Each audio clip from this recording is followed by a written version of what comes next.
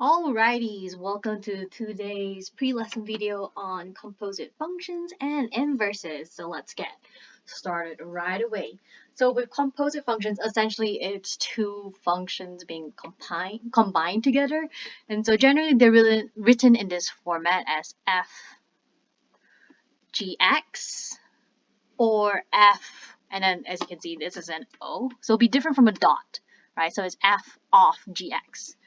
And now whenever we want to find composite functions, we always want to start with the function that is closest to x and work our way outward, right? So essentially we want to do the thing that's inside first, as you can see.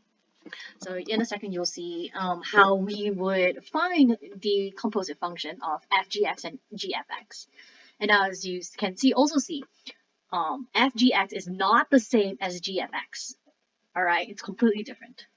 And you'll see in a second why.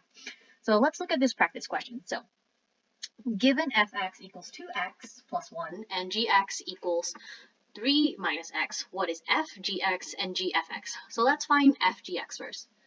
So essentially f gx, as you can see, normally there will be an x right here. So we are going to replace x in the function of fx with gx. So as you can see, if we were to essentially replace it, it will be 2, because that's the function here,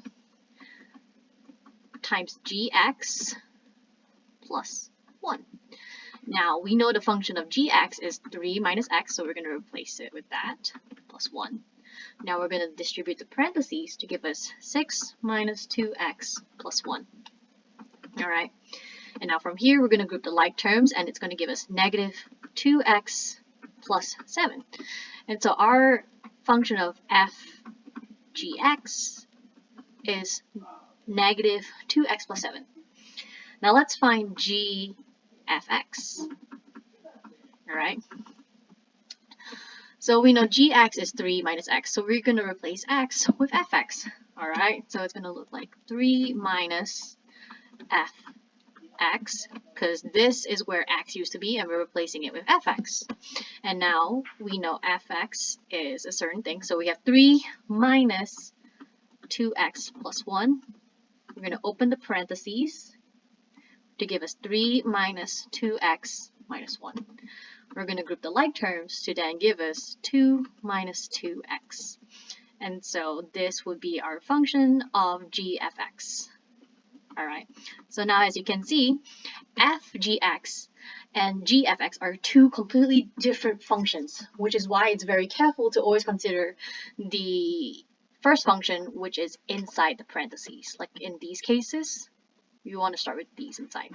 All right, I know it can get a little bit confusing at first, so if you have any questions about composite functions and how to find them, bring it to your deep dive lesson or shoot me a message. All right. Now let's look at another practice problem. So given fx equals 4x squared plus 3 and gx equals 2x plus 1, find f gx and gfx. So let's find f gx first. All right. So we have f gx. All right. So now I'm going to replace x that is in fx with the function gx. So that's going to give me 4 times 2x plus 1 squared plus 3. I'm now going to distribute the parentheses, right? So it's going to give me, essentially, it's going to look like this. 2x plus 1, 2x plus 1.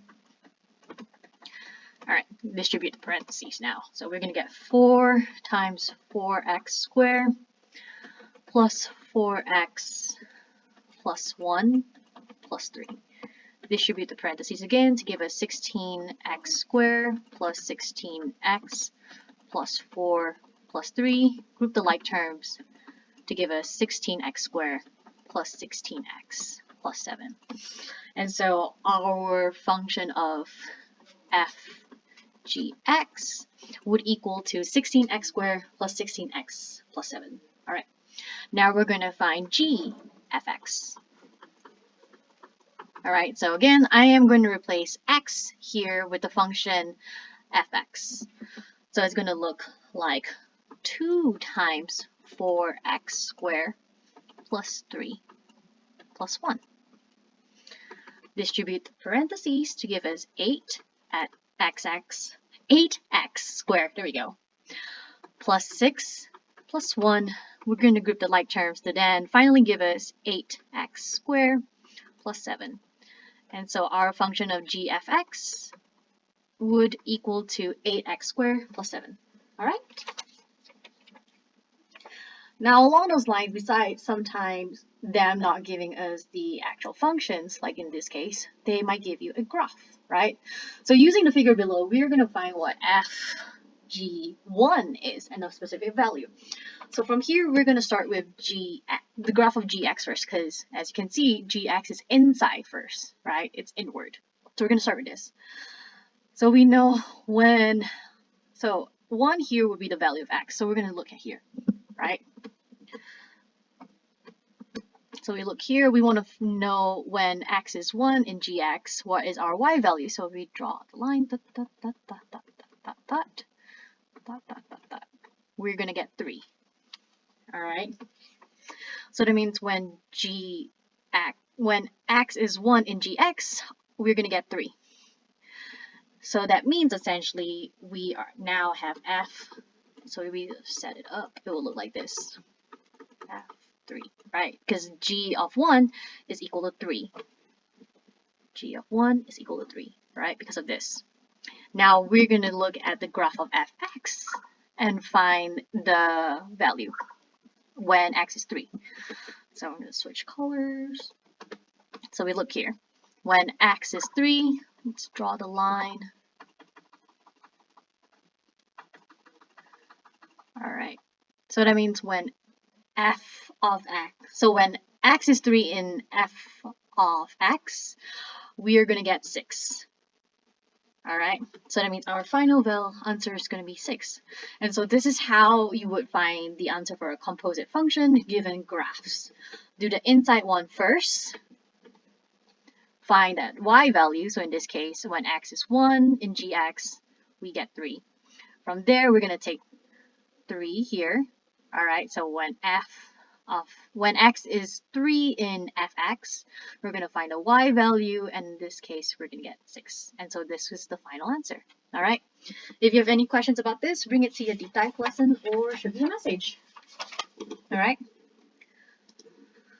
Now on to the next thing, inverse relations. So with inverse relations, essentially, inverse relations and inverse functions, essentially they are like inside out of each other is how I would describe it. Okay. So now if we look here, pretty straightforward. So the domain and range of inverse relations, and this is how they would relate with each other. So let's look at relation R, right? So relation R, we're given the domain here, and as we pair it, we have a range. Now the inverse of that would be our range of R would be the domain of our inverse. And normally inverses are given with the sign -1, right? And from here, so our range of our normal function would be the domain of the inverse, and vice versa. So the domain of our original would be the range of the inverse. Now let's look at this example. So let's go down a bit. So let's say we're given domain of fx, right? And we're given, say, this relation, which is 1, 2, and 3. And then we have the range of fx, which is a, b, and c.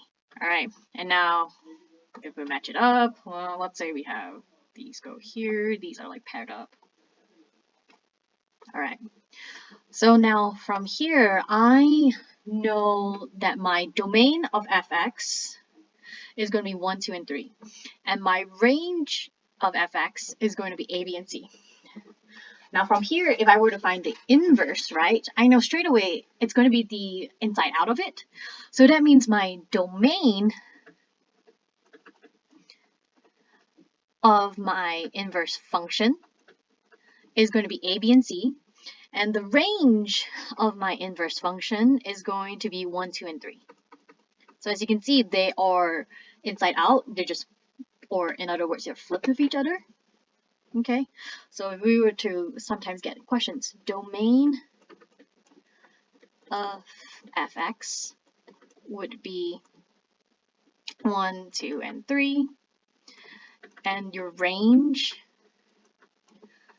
of fx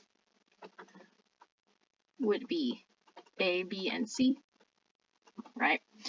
And here, our domain of inverse f would be the range of our fx, so it will be a, b, and c. And our range of inverse x would be the domain of our original function, right? So that means the range of inverse f is going to be 1, 2, and 3. Ooh, that's not 3. There we go. All right, so as you can see, they are flipped with each other. If you have any questions about this, bring it to your deep dive lesson. All right, I know it can be confusing at first. And so this is for inverse relations.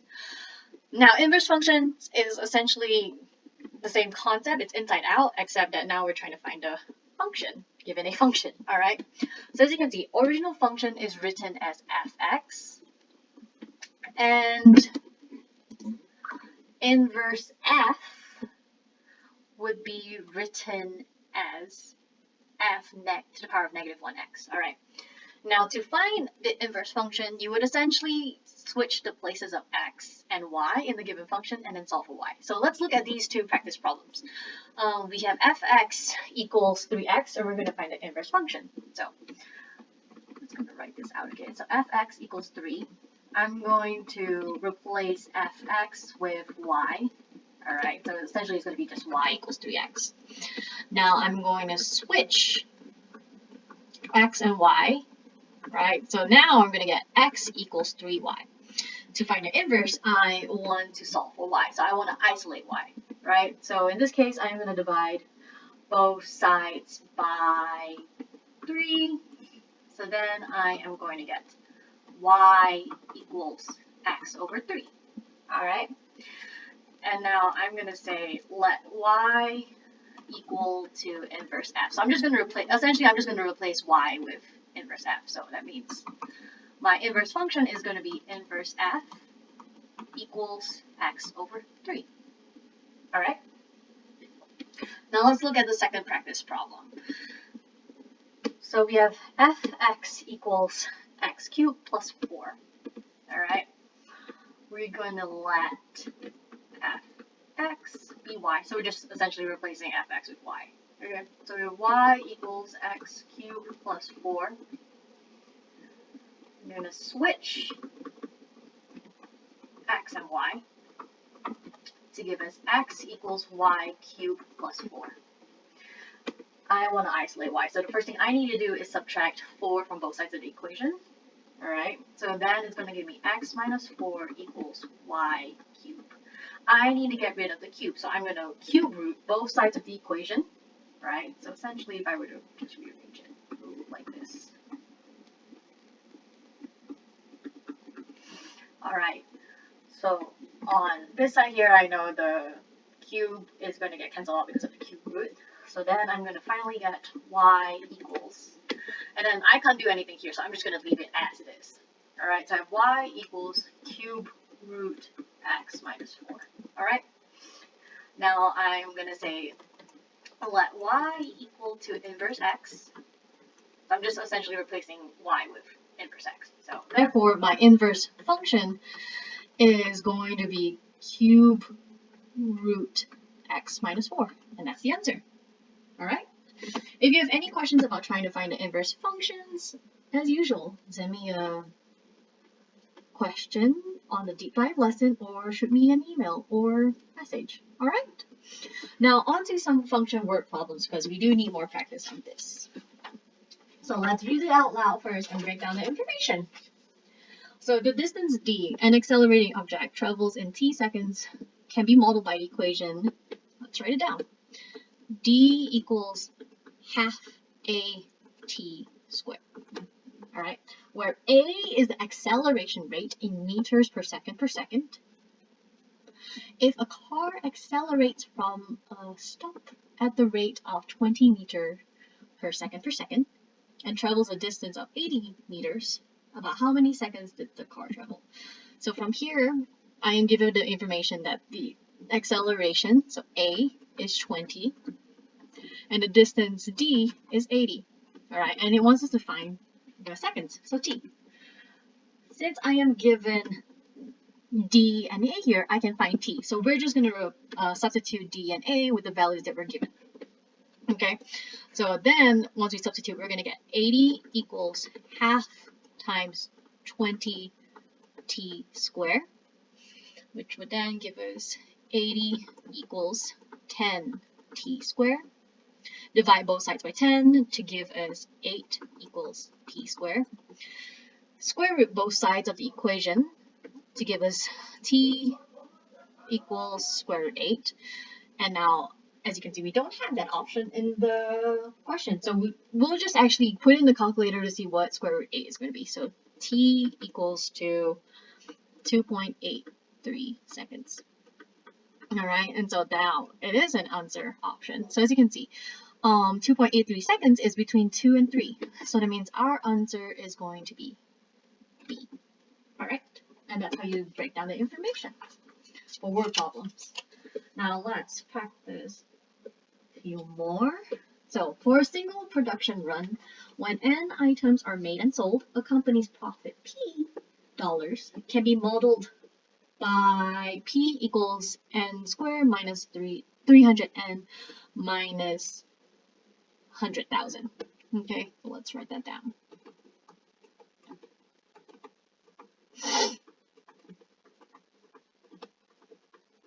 Okay, what is the smallest number of items that must be made and sold in order for the company not to lose money on the production run?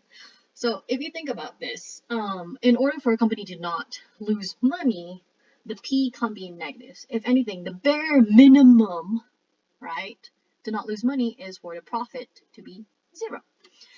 So to find the smallest bare minimum, we would replace P with 0.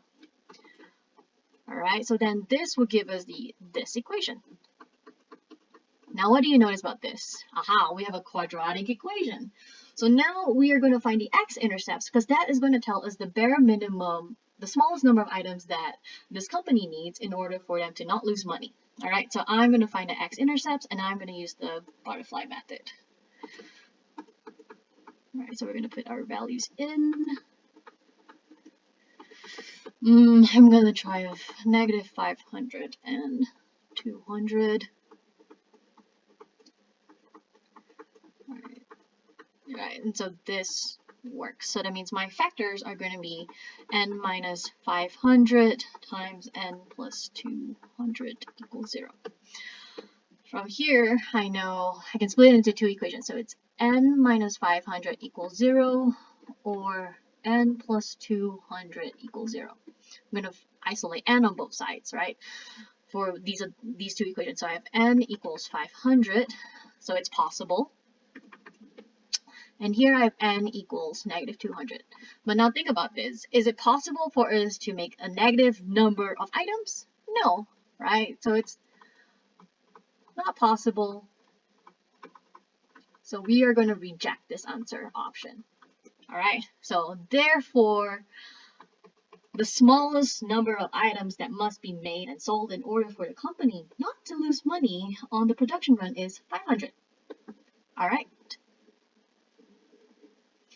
Now, the last question of the day. The graph of the function g in the xy plane, where y equals gx, has a y-intercept of negative k, where k is a positive constant. Which of the following could define the function? So for this case, right, we will want to test out all of the answer options. Now, if you think about this, right, it tells us that the y-intercept would be negative k, which also means that at the y-intercept, our x is going to be 0. And so what we are going to do here is we are going to test for the y-intercept value to see if it can be a negative number, right? Which is negative k, given that k is positive. All right, because k is a positive constant, so when we plug in 0 into these equations, we want it to give us a negative solution. So let's look at A. So when x is 0 in gx, we are going to get, let's see, we are going to get 0. So we are going to reject this answer option. Now let's look at B. When x is 0, gx is going to be negative, let's see, negative 4 times 1, so it's going to be negative 4. So it's possible. All right, now let's look at C. When x is 0, we are going to get 1. So it's not a negative number, so we're going to reject. Now let's look at D. When x is 0, we are going to get 0. So we're also going to reject, right? So as you can see, all the other answer options are rejected except for B, which gives us a negative number, right? So that means B would be our answer. All right. Alrighties, good job everybody today for tuning in on your pre-lesson video for composite functions and inverses. If, as usual, you have any questions, bring it to your deep dive lesson or send me a message. Alright, thanks for tuning in. Have a good rest of your day.